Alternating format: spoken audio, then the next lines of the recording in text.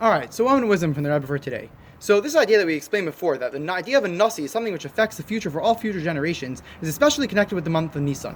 As a few days ago was the day of Beis Nissan, which is the day of the passing of the Rebbe Rashab, the yard site of the Rebbe Rashab. Now before he passed away, he said that Ich gehe in Himmel, aber d'chsavim la zechaich, that I'm going to heaven, but my writings I'm keeping with you. Which means that just like God, we know, put himself into the Torah before he gave it to the Jewish people, that God gave us a connection with him through the fact that he gave us the Torah. Same is true about the Rebbe. That the Rebbe Rashab put himself into the Torah that we learn. So when we learn his Torah, we are connecting ourselves with him himself. And therefore that's something which is eternal. As we see that the first mimer, the Friedrich Rebbe, his son who filled his space on Beis Nissan, explained that Kedusha doesn't leave its place. Holiness lasts forever. And through the objects of every single place that the Rebbe used throughout his lifetime, the holiness stays there. As we find the Rebbe Rashab went into the Yechidus room of his father, the Rebbe Marash, after he passed away, and had a full Yechidus with him, even though he wasn't there in a physical body. Because the holiness stays forever. And this is true in every generation, especially our generation. We have to connect ourselves with the Nassi, and through that we have an eternal connection with the Rebbe. And then we can ask Hashem, like we say in the prayer after the Nassi, that we should have a connection and to understand. We should understand your Torah, especially the Torah that the Rebbe says, both the hidden parts of Torah and the revealed parts of Torah should have a connection with everything of the Rebbe.